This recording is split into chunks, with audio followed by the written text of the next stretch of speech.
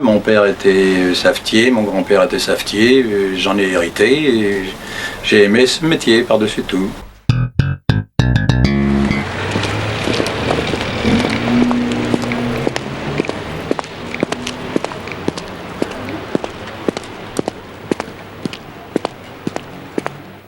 Voilà. Vous avez pu m'arranger ça comme il faut? Oui, je vous ai refait vos talons en plastique durci, vos semelles intérieures que j'ai changées en basane, et puis alors toutes ces petites coutures à la main que nous avons refait là, parce que ça l'enchaîne un petit peu tous les bouts.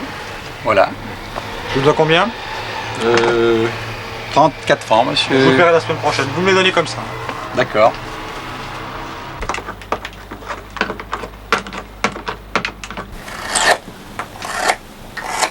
Monsieur Martineau, vous êtes savetier ou cordonnier? Savetier. Ce que je fais là, ça relève du métier de savetier. Cordonnier veut dire vente de chaussures neuves et non pas réparation. Mais tous les cordonniers de Paris sont des réparateurs. Oui, mais c'est une fausse appellation. On s'est toujours appelé cordonnier alors qu'en réalité nous sommes savetiers, qui veut dire réparateur de vieilles savates. Il y a combien de temps que vous faites ce métier? 40 ans. Quand on choisit un métier comme ça, c'est parce qu'on l'aime.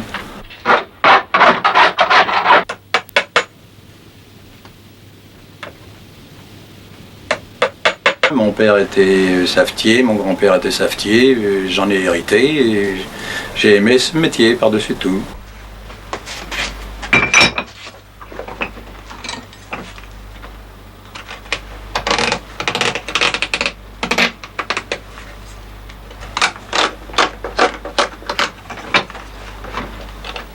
En 1292, on comptait à Paris 226 cordonniers et 140 savetiers. Les premiers travaillant exclusivement le cuir neuf, les seconds le cuir usagé. Mais ils se querellaient souvent. Excédé, Louis XV promulgua en 1767, par lettre patente, un statut commun aux deux corps d'État. Depuis lors, cordonniers et savetiers travaillent indifféremment le vieux et le neuf.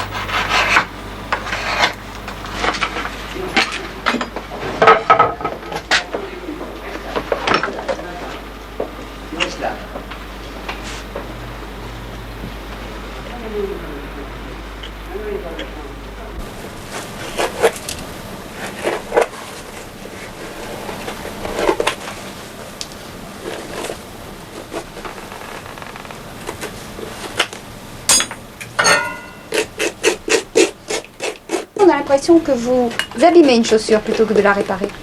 Et non, pas du tout. C'est une incision qu'on fait dans le cuir qui s'appelle une gravure, qui est faite pour réserver l'emplacement de la couture, de façon qu'ensuite on puisse rabattre ce cuir en l'ayant encollé par-dessus pour protéger le fil et qu'il ne s'use pas rapidement. C'est vous-même qui faites la couture? Non, nous faisons faire ça par des couseurs qui nous cousent nos ressemblages parce que c'est un matériel bien trop important pour avoir ça chez un cordonnier. On ne fait plus de couture à la main. On ne fait plus de couture à la main, sauf chez certains bottiers, mais chez les savetiers, c'est terminé.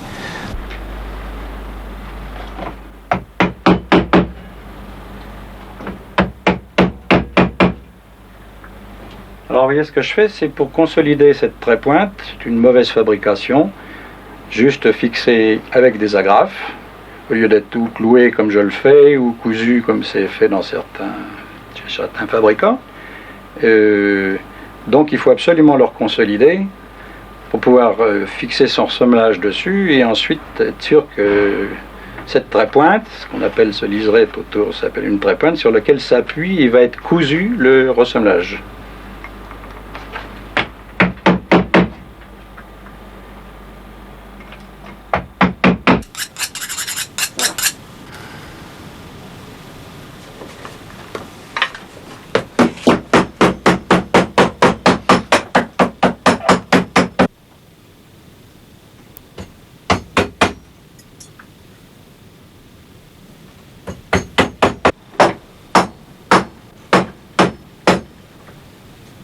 Voilà une opération qui ne se fait plus guère maintenant à notre époque, étant donné que nous disposons de machines à coller, des presses, alors qu'auparavant, il fallait environ donner 80 coups de marteau par semelle. Ce qui fait que pour une paire, ça en faisait 160. Si on en avait 10 ou 15 paires collées à la queue leu-leu, ça représentait 1600 ou 1800 coups de marteau à donner dans un minimum de temps, avec un marteau qui est très lourd.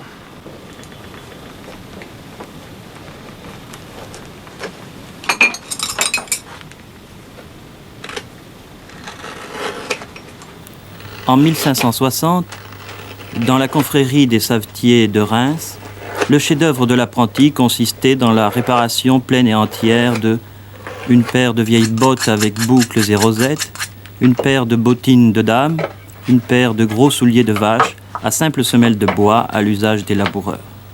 À la fin, un rapport était adressé au procureur du roi, qui recevait alors le serment du nouveau maître savetier, moyennant une lourde taxe et les frais d'un repas collectif. Les femmes pouvaient également tenir boutique, pourvu qu'elles offrent toute garantie d'honnêteté et de bonne mœurs.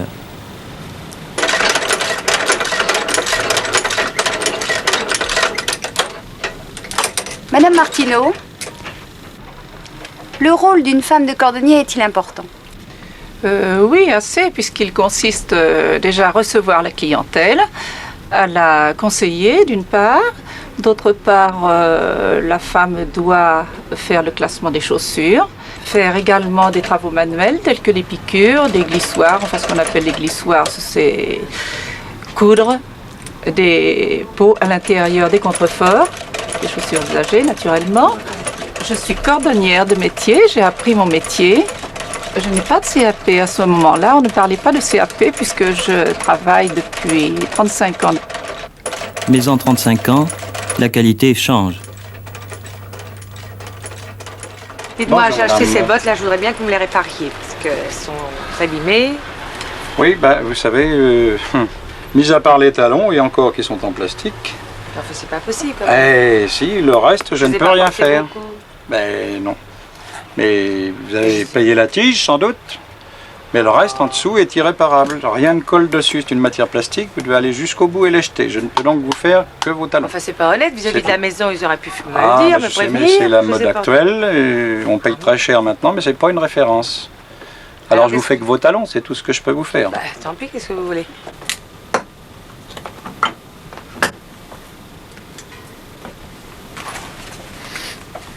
Voilà donc les talons actuels et leur ennui pour la réparation. Étant donné que dans le commerce, nous ne retrouvons pas des bons bouts tout prêts qui sont faits exclusivement pour les fabricants, mais non pas pour le réparateur. Étant donné qu'en plus, il en faudrait une énorme quantité dans la taille, dans les épaisseurs de cheville. C'est la raison pour laquelle nous sommes obligés, soit de, comme vous pouvez voir, ces talons sont très creux, j'y rentre le doigt. Les trous qui sont prévus à côté sont aussi eux-mêmes très profonds. Alors on est obligé de boucher avec des chevilles de bois si c'est du calibre, ou bien avec la propre cheville d'origine puisqu'elle est du même calibre. Alors vous voyez par contre dans la mauvaise chaussure aussi, on a un remplissage. Ce qu'on appelle du remplissage, c'est pour combler la différence de niveau entre la tige qui vient s'arrêter ici à l'intérieur et le trou que ça formerait une fois la semelle posée. Et vous voyez que ici, en l'occurrence, c'est une matière, un synderme, un genre de carton, alors que dans la bonne chaussure, ça doit être rempli en cuir. On y trouve même actuellement dans les chaussures de femmes à semelle très épaisse, juste la petite bordure en cuir, et tout l'intérieur est rempli soit de ficelles pilées, soit de plastique, soit de gomme, et qui nous pose évidemment des problèmes le jour où on les démonte, parce que tout nous vient dans les mains. Et on ne sait pas quoi mettre pour remplacer ce rempli.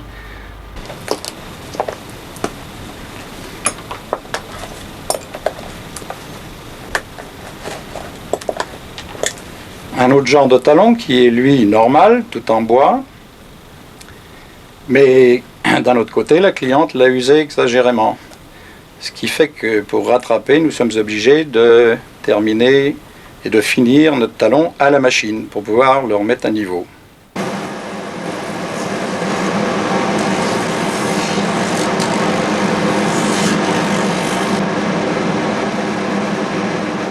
Est-ce que vous avez des apprentis? Non, malheureusement. D'une part parce qu'on n'en trouve plus.